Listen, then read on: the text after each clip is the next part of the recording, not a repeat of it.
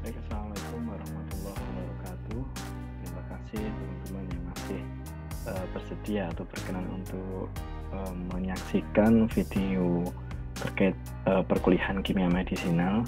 Jadi pada hari ini saya akan menyampaikan yaitu terkait dengan aktivitas permukaan dan efek obat. Nah, permukaan di sini adalah permukaan pada membran sel, membran ya, membran pada tubuh manusia seperti itu. Nah, baik, kalau kemarin saya pernah menyampaikan terkait dengan koefisien partisi yang akan mempengaruhi kemampuan dalam menembus membran. Nah, apakah dengan koefisien partisi yang lebih tinggi ataupun dengan nilai yang lebih rendah agar obat tersebut dapat menembus membran, kemudian terjadi metabolisme obat dan mengalami atau mendapatkan efek dari obat tersebut secara optimal. Nah, namun di pertemuan kali ini saya akan lebih fokus ke ini teman-teman. Jadi ke arah apakah jadi mekanisme dari obat tersebut di membran sel itu seperti apa agar memperoleh hasil yang optimal atau khasiat secara, jadi mekanisme molekulernya seperti itu. Nah, langsung saja. Jadi di sini pendahuluannya, jadi reaksi hayati ya terjadi misalkan dalam larutan, permukaan, kemudian antar muka, antara padatan dan cairan. Nah, di sini keadaan energi pada permukaan sangat berbeda dengan keadaannya dalam larutan karena terdapat gaya antar molekul tertentu. Baik. Nah, di sini teman-teman bahwa reaksi permukaan memerlukan perhatian khusus karena gini. Jadi hal yang pertama atau yang bersinggungan sebelum obat atau zat senyawa dalam obat tersebut berinteraksi dengan reseptor, yaitu kemampuannya dalam menembus membran. Nah, nanti ada beberapa mekanisme yang khususnya kita akan lebih jelaskan tadi, nanti ke arah deterjen, antibiotik, dan antifungi. Nah, di situ nanti ada beberapa mekanisme dalam beraktivitas, ya salah satunya misalkan mengganggu atau merusak permeabilitas membran sel, kemudian melisiskan membran sel seperti itu. Nanti ada beberapa di situ. Nah, di sini bahwa membran itu mempunyai permukaan terbesar atau luas spesifik yang sangat besar. Nah, kemudian membungkus semua sel yang dalam membran plasma tersebut ya. Jadi maupun sejumlah organel sel misalkan seperti inti, mitokondria dan sebagainya itu di dalam membran sel. Nah, ketika membran tersebut itu dalam sel misalkan sudah tertembus oleh suatu obat atau agen misalkan antibakteri ataupun antifungi, otomatis kan beberapa organel sel di dalamnya juga akan tidak terdapat atau tidak mempunyai protektor kembali karena membran selnya sudah ibaratnya dirusak seperti itu, sehingga memang membran sel ini sangat berpengaruh dalam aktivitas obat di situ. Nah, kemudian makromolekul yang terlarut seperti protein juga mempunyai luas permukaan yang sangat besar. Misalkan 1 ml serum darah itu mempunyai luas permukaan protein sebesar 100 meter persegi seperti itu. Nah, di sini kan memang sangat-sangat berpengaruh ya karena luas spesifiknya itu ternyata semakin besar. Nah, ini adalah salah satu beberapa fungsi dari membran. Yang pertama yaitu penyangga yang menahan berbagai ragam enzim pada tempat yang seharusnya. Nah, kemudian menyiapkan dan menjaga tata urutan enzim untuk mendapatkan efisiensi besar pada reaksi bertahap atau penyat. Bertindak sebagai batas antara sel dan sejumlah kompartemen jaringan. Nah, di sini kan nanti hubungannya sama yang kemarin ya tentang koefisien partisi. Nah, di sini juga lebih terintegrasi lagi membahas terkait aktivitas obat di permukaan membran sampai menuju ke dalam membran selnya. Kemudian banyak reseptor obat terikat pada membran. Nah, di sini poin keempat ini sudah sangat menunjukkan bahwa ketika suatu obat itu sudah berinteraksi dengan reseptor obat tersebut, dan halangan ataupun semacam barrier antara obat dengan reseptor sudah dapat dihilangkan, nah itu aktivitasnya akan optimal. Nah nanti ini sangat berhubungan sekali misalkan sebagai antibakteri ya, itu memang banyak reseptor yang memang terdapat di membran suatu sel tertentu. Nah ini teman-teman, mengapa kimia fisika permukaan serta struktur dan aktivitas senyawa aktif permukaan merupakan pokok yang menarik. Nah inilah fungsinya mempelajari di kimia medisinal. Nah karena apa? Di permukaan itu, dalam membran itu memang benteng pertama ya, atau pertahanan pertama ketika obat ingin beraktivitas sesuai dengan khasiatnya.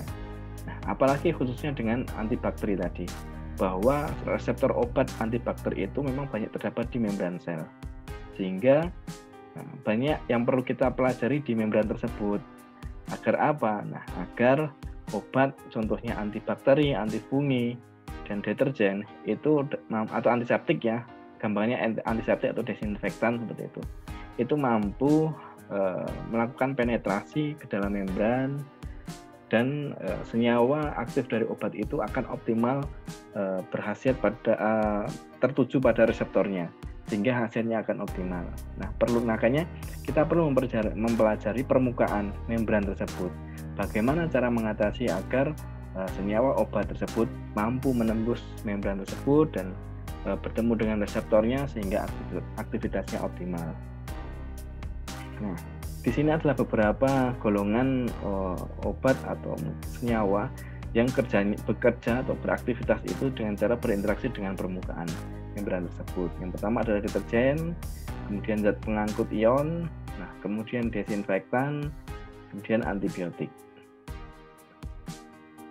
Nah, di sini teman-teman, interaksi permukaan dengan deterjen. Jadi semua molekul dalam fase cair berinteraksi sesamanya dan mendesak molekul yang tidak sejenis polar dan non-polar. Jadi bahwa kita ketahui pada suatu deterjen itu memang, atau sabun ya teman-teman, misalkan lebih mudahnya, sabun itu dia mempunyai dua golongan senyawa. Yang pertama polar dan dengan non-polar. Sehingga apa?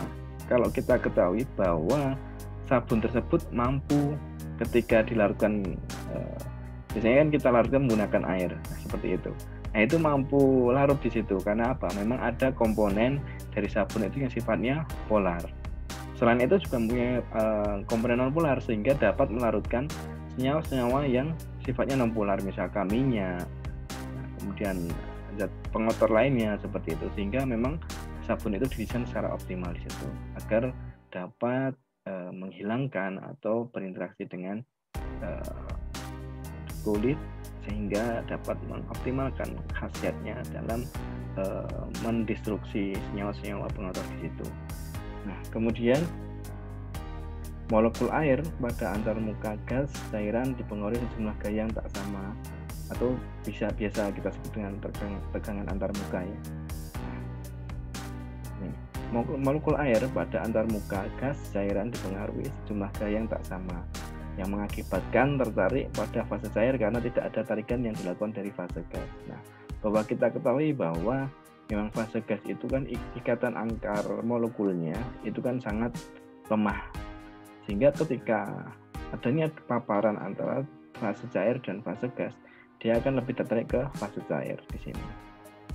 Nah, kemudian terlarutnya zat padat merupakan hasil interaksi molekul antara pelarut dan zat padat yang mengakibatkan senyawa polar yang membentuk ikatan hidrogen akan larut dalam air, kemudian senyawa non-polar hanya larut dalam pelarut organik. Nah, sebagaimana yang disebutkan pada ikatan van der Waals ya, dan ikan hidrofobis itu. Nah, di sini teman-teman, senyawa amfifil. Jadi senyawa amfifil itu bisa kita pastikan bahwa senyawa tersebut mempunyai dua senyawa yang berbeda sifat polaritasnya. Nah, yang pertama hidrofob dan hidrofil. Nah, hidrofob itu berarti tidak suka dengan air, hidrofil itu fil ya, suka dengan air. Jadi antara polar dan non polar. Nah, kemudian dalam akibatnya di sini akan terkumpul di permukaan dan mempengaruhi sifat permukaan antarmuka. Nah, kemudian dengan cara ini, deterjen amfifil atau antiseptik yang bisa kita sebutkan, desinfektan, antiseptik, dan sebagainya. Amfifil melalui ikatan hidrogen dengan air dan interaksi nonpolar dengan fase nonpolar atau dengan udara. Jadi di sini akan mempertahankan orientasi yang menjamin energi potensial terendah di antarmukanya. Jadi fungsinya senyawa amfifil ini nantinya akan gini logikanya. Ketika deterjen, nah bahwa kita ketahui kotoran di tubuh kita itu kebanyakan apa? Adalah minyak misalkan yang dihasilkan oleh hasil metabolisme tubuh kita. Minyak yang sifatnya nonpolar, kemudian zat yang sifatnya nonpolar seperti itu. Namun pada kerjanya ketika sabun atau deterjen tersebut hanya mempunyai sifat nonpolar saja, walaupun memang senyawa yang ingin kita ambil ada nonpolar. Nah di situ kan kita tidak akan optimal penyebarannya di dalam tubuh, kelarutannya dalam air cairan atau air ya itu kurang optimal. Sehingga bagaimana diformulasikan bahwa deterjen itu mempunyai dua senyawa. Nah, nantinya posisinya itu deterjen itu nanti di tengah ini, di garis tengah ini tentu. Sehingga apa? Nah, sifat deterjen itu mampu melarut dalam air, namun mampu juga. Nah, ini apa namanya?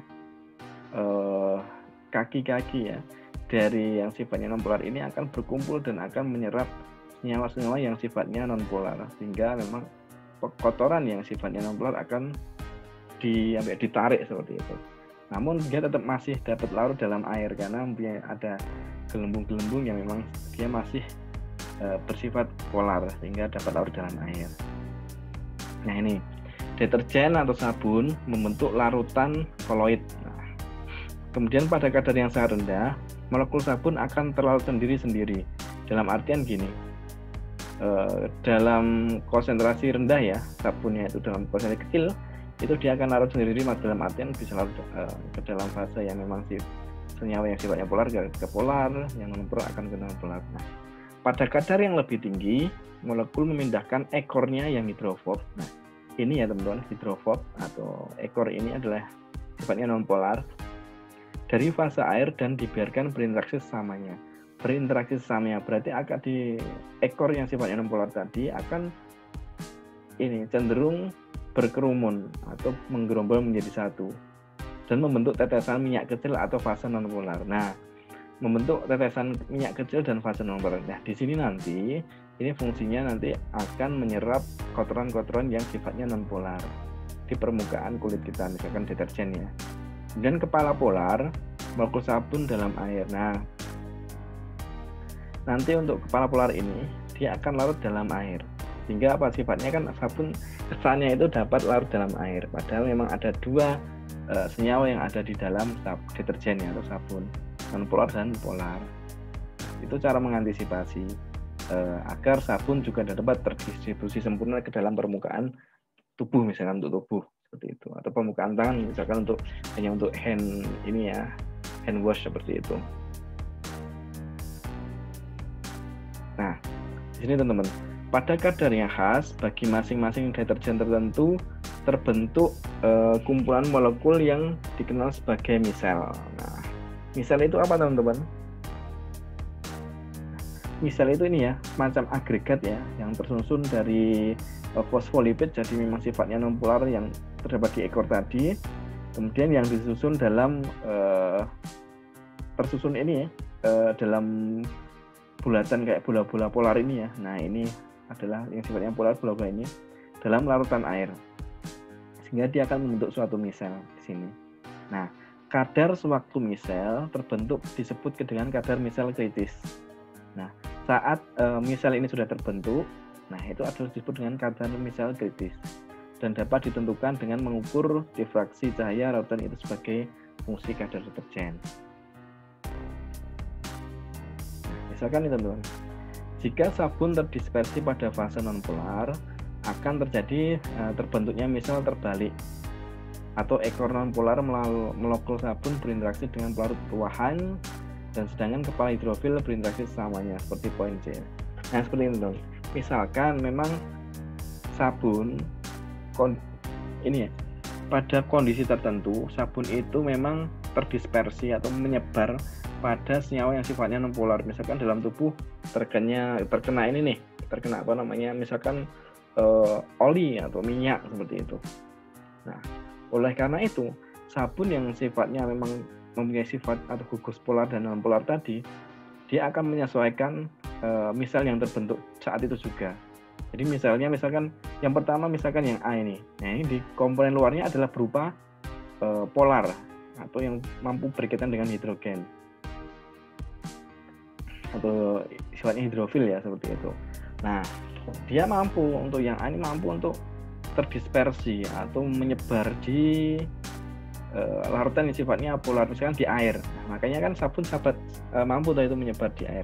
Nah, namun ketika memang sabun tersebut itu terdispersi pada suatu minyak, nah misalnya akan berbalik komponennya atau berbalik strukturnya, yang di tengah ini yang merupakan bulutan-bulutan polar, kemudian ekor-ekor yang sifatnya non-polar tadi akan di luar. Harapannya apa? Nah, agar sabun ini mampu terdispersi atau menyebar atau larut dalam larutan non-polar tadi, seperti itu. Nah, kemudian dalam pelarut tersebut, misalkan minyak itu pun kan ketika mengkontaminasi atau di dalam atau di permukaan kulit kita, itu pun tidak hanya minyak tersebut yang ada di situ, pasti ada komponen polarnya atau air misalkan. Nah, di sini kepala-kepala atau butiran-butiran bola ini yang sifatnya hidrofil atau polar, dia akan berinteraksi dengan pelarut atau air yang jumlahnya sedikit di dalam di permukaan tersebut, karena komponennya mayoritas kan minyak ya tadi ya, non polar, seperti itu. Kemudian poin selanjutnya, jika perilaku molekul amfifil ini menjelaskan bagaimana partikel non-polar itu dapat terdispersi dalam air. Nah, kemudian ekor hidrokarbon amfifil itu berinteraksi dengan partikel seperti tetesan minyak, cemaran, nah ini seperti yang saya jelaskan tadi, atau fragmen membran lipoprotein, atau menutup partikel itu sendiri seperti itu. Nah, seperti ini teman-teman. Jadi ketika molekul amfifil ini ingin terdispersi pada dalam air, mekanisme seperti ini teman. Itu dapat terjadi dalam air. Ekor hidrokarbon, nah ini ekor ini, amfifil itu berinteraksi dengan partikel seperti tetesan minyak. Nah, dia akan berinteraksi dengan tetesan minyaknya. Nah, atau sesamanya yang sifatnya sama-sama non-polar. Misalkan cemaran, minyak, atau fragmen membran. Nah, kemudian kepala-kepala hidrofil ini berinteraksi dengan air atau pelarut yang ada di situ. Ini kan terdispersi dalam air. Nah, kepala itu akan terdispersi dalam air tersebut yang sifatnya sama-sama polar. Nah, sehingga komponennya atau susunannya, kepalanya ada di luar, karena memang mayoritas pelarut yang ada di sini sifatnya adalah polar, yaitu air. Nah, misalkan ada sedikit tetesan minyak, cemaran, atau fragmen, nanti akan ditangkap oleh ekor-ekor lipofil di sini, atau hidrofob di sini. Ini ekor-ekornya, atau ekor non-polar ya, hidrofob, lipofil, atau non-polar, seperti itu. Nah, ini saya contohkan bahwa zat antibakteri terhadap aktif pada permukaan itu ya, membran ya. Jadi membran sel sangat mutlak untuk berfungsinya semua sel dengan baik, termasuk bakteri dan jamur. Nah, sini. Jadi pada suatu bakteri atau jamur, membran sel ini sangat berperan penting, karena tadi bahwa membran sel ini akan menyelimuti atau melindungi inti sel, organel, dan sebagainya.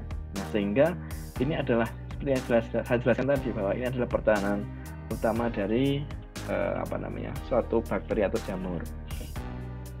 Nah, alkohol alifatik bersifat bakterisid. Nah, bakterisid itu membunuh bakteri ya. Nah, kalau bakteriostatik itu menghambat pertumbuhannya saja, tapi tidak sampai membunuh. Tapi kalau bakterisid itu sampai membunuh bakteri. Nah, alkohol alifatik ini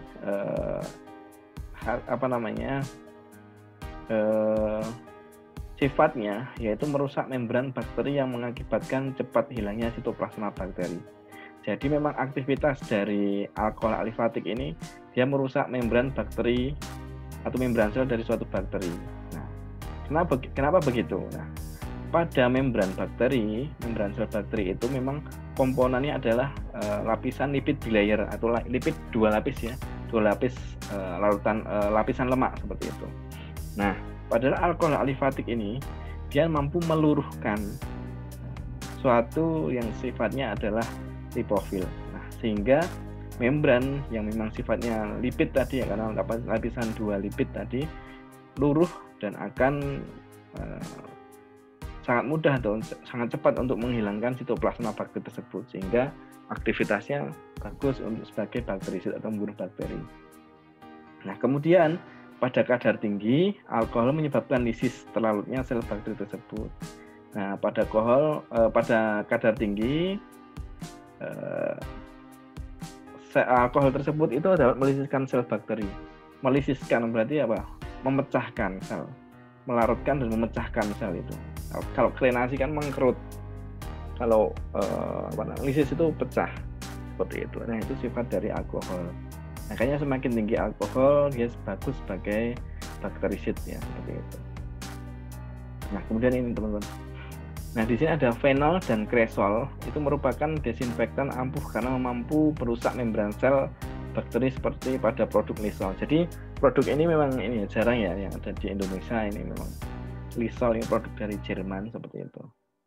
Nah, kemudian zat tersebut tidak hanya mendenaturasi protein, tetapi bisa sebagai deterjen karena kepolaran gugus hidroksil pada fenolnya. Nah, di sini kan bisa dilihat teman-teman bahwa dengan fenol dengan konsentrasi 3%, dia mampu menghambat ya. Jadi ini lebih ke arah narrow spektrum atau spektrum sempit dalam menghambat atau membunuh bakteri seperti itu. Nah, kemudian aktivitas fenol itu dapat ditingkatkan dengan cara memasukkan cabang alkil pada cincin benzen seperti pada N-heksil resorsinol. Nah, di sini kan ketika ada dihidroksi ya pada fenol yang ada pada meta terdapat hidroksi lagi. Kemudian pada posisi para di sini ada cabang alkil lagi ya. Nah, di sini ada C2 atom karbon dan 3 atom karbon seperti itu. Berarti ini di sini ada berapa? 1, 2, 3 propil ya. Propil sebagai rantai alkilnya yang berikatan pada gugus benzen di sini, sehingga akan meningkatkan potensi antibiotiknya. Kemudian hexachlorofen dan ventiklor sangat aktif dan digunakan dalam sabun desinfektan. Nah, ini adalah ventiklor. Nah, ventiklor ini dikonsumsi secara oral, rendah toksisitasnya, dapat digunakan untuk infeksi kulit. Nah, karena secara oral itu toksisitasnya rendah, oleh karena itu boleh digunakan untuk infeksi kulit untuk ventiklor ini. Nah, ini ventiklor bekerja secara bakteriostatik. Jadi sifatnya adalah menghambat pertumbuhan bakteri, bukan membunuh. Dengan cara menghambat pada rantai angkutan elektron metabolik dan pemungkutan asam amino. Nah, jadi gini, suatu sel bakteri itu memang membutuhkan suatu nutrisi untuk mempertahankan hidupnya. Salah satunya adalah metabolik elektron, misalkan kalium, natrium, nah seperti itu, yang terdapat dalam sel, dan pemungutan asam amino. Nah, ini protein di sini memang sangat-sangat dibutuhkan ya oleh bakteri dalam pertumbuhannya. Nah, kerja dari ventiklor ini yaitu menghambat transportasi dalam pendistribusian metabolik elektron dan asam amino, sehingga di sini akan menghambat pertumbuhannya. Tapi ketika sifatnya bakteriostatik, dia hanya menghambat saja dalam pembelahan selnya, namun dalam membunuh itu belum bisa. Nah, kemudian ini teman-teman, ini adalah deterjen kationik seperti setil trimetilamonium, fosforit, nah, lebih efektif daripada sabun anionik seperti natrium hydrosulfonat.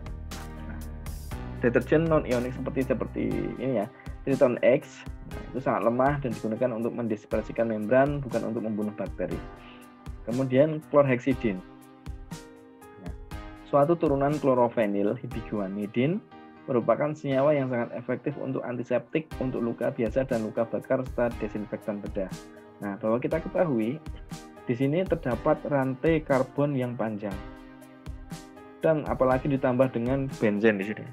Kemudian ada ikatan dari unsur halogen Cl di sini. Nah, oleh karena itu dia mempunyai aktivitas yang sangat luar biasa bila digunakan untuk antiseptik.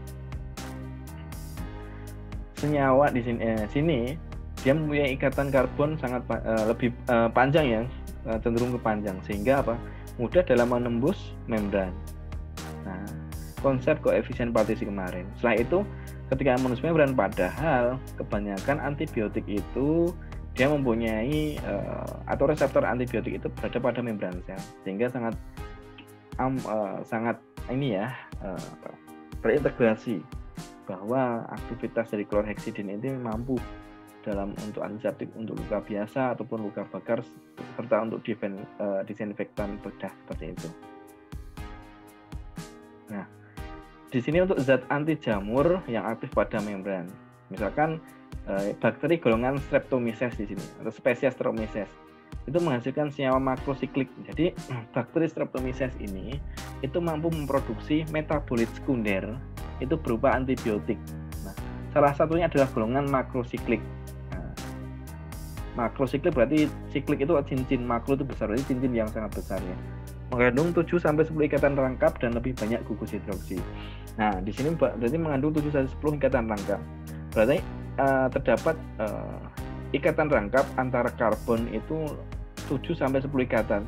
Ditambah lagi dengan banyaknya gugus hidroksi yang mampu menembus tadi ya, yang sifatnya polar tadi, seperti itu. Kemudian antibiotik dengan struktur tersebut seperti amfoterisin B, kemudian nystatin, yaitu dapat berinteraksi dengan sterol dalam membran plasma mikroba. Nah, oleh karena itu ketika dalam mampu berinteraksi dengan sterol, dia akan mengganggu permeabilitas membran sel. Nah, memang kerjanya di membran sel, di permukaan, sehingga efek atau khasiat dari amfoterisin dan nystatin ini optimal di situ. Nah, ini teman-teman. Pada bagian pori yang dibentuk oleh amfoterisin B ya, di sini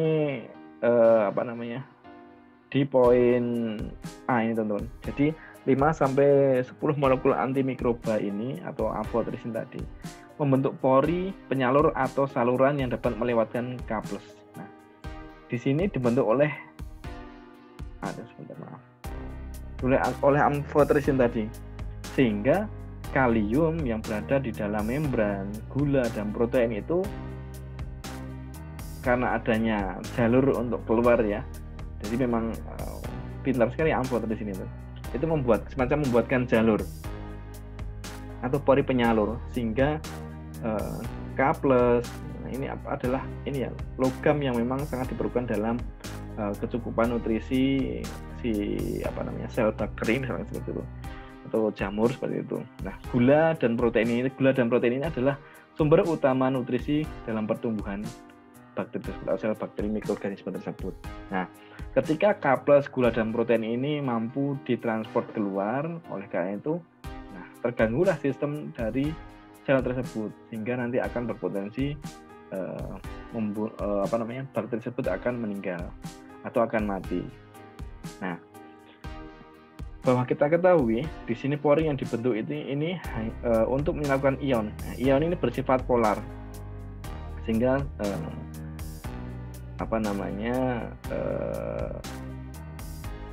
senyawa-senyawa di sini yang sifat polar dia akan tertransport keluar. Nah, bagian sebelah dalam pori dilapisi gugus hidroksi.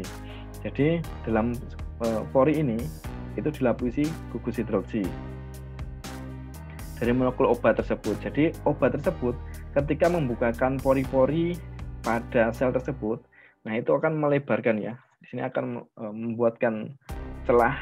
Nah, kemudian untuk menghadang atau untuk melebarkan pori tadi, nah dilapisi gugus hidroksi di samping kanan, samping-sampingnya seperti ini atau di dindingnya. Nah, bagian polyena berinteraksi dengan komponen sterol hidrofob membran sel. Nah, bagian polyenanya yang paling terluar, polyena dari amfoterisin tadi, dia akan berinteraksi dengan ini tuh, ekor ini teman-teman ya, ekor dari sel ini teman-teman, yang sifatnya adalah non-polar.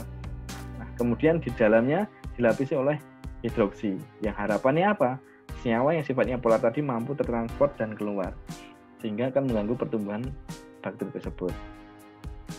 Nah, kemudian antibiotik makrosiklik yang lebih kecil dapat membentuk gumpalan dalam membran lipoprotein sel dan menyebabkan robeknya membran sel. Nah, antibiotik yang golongan makrosiklik tadi ya, hasil dari spesies Streptomyces yang mampu menghasilkan antibiotik berupa makrosiklik atau amfoterisin tadi.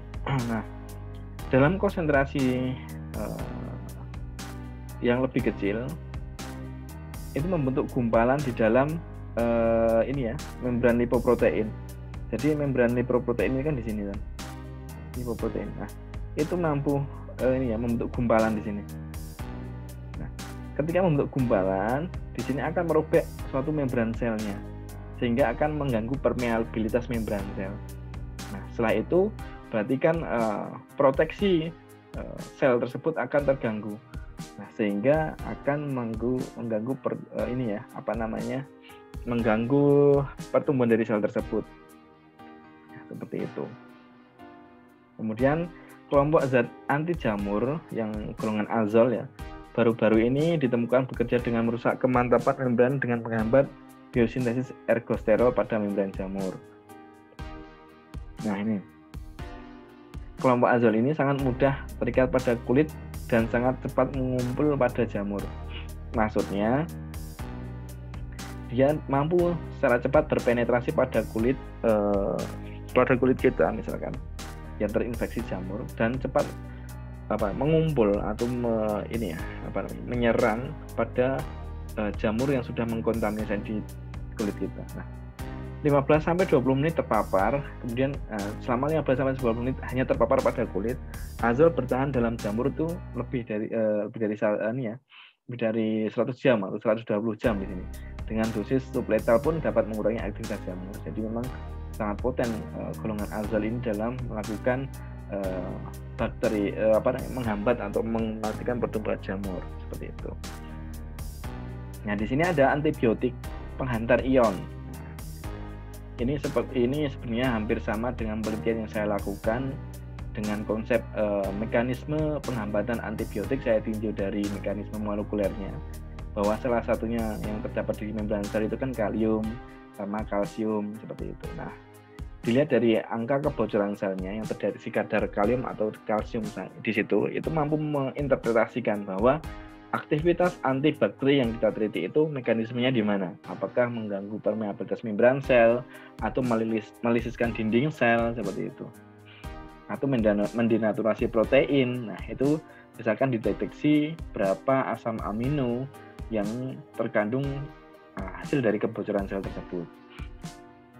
Misalkan ini teman, beberapa bakteri menghasilkan senyawa yang dapat bergabung di dalam membran lipid dan memudahkan pengangkutan ion, terutama K+.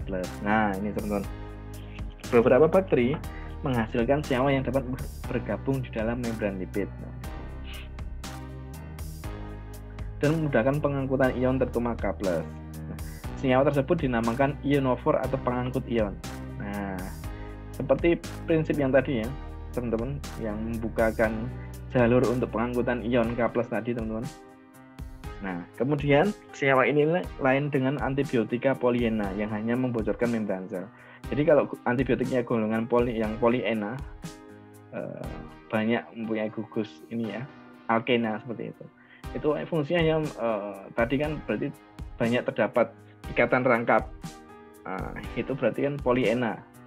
Nah, itu fungsinya hanya membocorkan membran sel, sehingga fungsi dari dalam pembicaraan memberi sel itu senyawa atau nutrisi yang di dalamnya itu kan mudah, ketika bocor akan mudah keluar, seperti kalium, tadi gula, kemudian asam amino.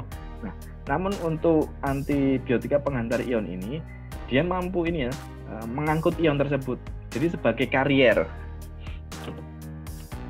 Nah, sebagai karier atau pembawa di situ. Oleh karena itu beberapa senyawa yang dihasilkan oleh bakteri tersebut, nah itu adalah target sasaran kita untuk untuk melakukan pendekatan bagaimana mekanisme antibiotik kita desain agar mengikuti mekanisme alamiah dari bakteri tersebut, sehingga akan menghambat pertumbuhan bakteri. Nah, senyawa ini lain dengan antibiotik lainnya yang hanya memberikan membran sel, tadi ya teman. Nah, antibiotik ionofor dapat bekerja sebagai pengangkut atau karier yang mengangkut ion tersebut atau sebagai pembentuk saluran. Jadi dia sebagai pembawa dalam menembus agar kalium tadi bisa dibawa atau karier dengan transport aktif, kemudian dikeluarkan dari membran. Jadi di sini membutuhkan energi. Nah, kalau yang kemarin koefisien partisi itu kan berdasarkan gradien konsentrasi atau difusi pasif. Nah, ini transport aktif. Jadi di sini antibiotik tersebut sebagai karier atau membawa ion agar keluar dari membran sel tersebut. Nah, pembawa tersebut atau karier membungkus sebuah ion dan mengangkutnya dari salah satu sisi membran ke membran lain dan melepaskan di sisi lainnya tersebut. Nah, seperti ini kita misalkan angkot ya,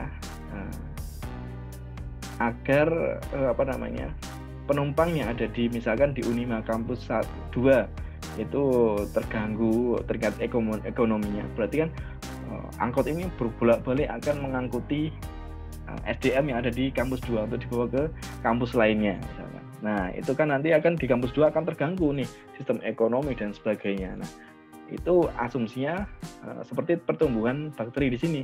Ketika angkot tersebut, katakanlah itu antibiotiknya, mengangkut nutrisi atau ion yang ada di kampus 2. Oleh karena itu kan pertumbuhan di bakteri di kampus 2 kan akan terganggu. Nah, begitulah proses atau prinsipnya seperti itu.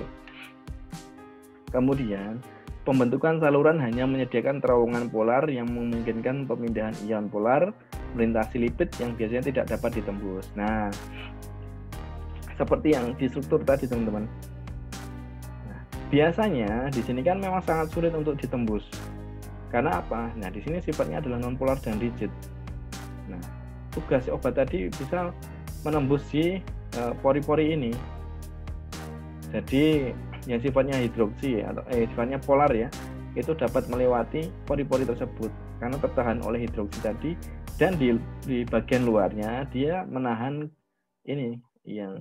ekor yang sifatnya lipid tadi dari sel bakteri itu, sehingga akan tertahan, kemudian oleh antibiotik tadi dibawalah atau diangkutlah melewati pori-pori ini ke atas seperti itu.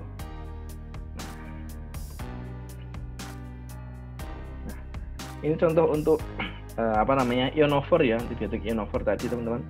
Di sini kita contohkan valinomycin,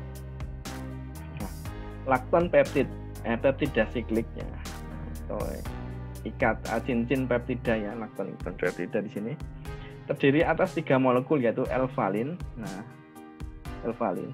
Kemudian asam delta isovalerat. Nah, ini dextrvalerat ya, dan hidroksi. Kemudian L-laktat ya, berada di sini teman-teman.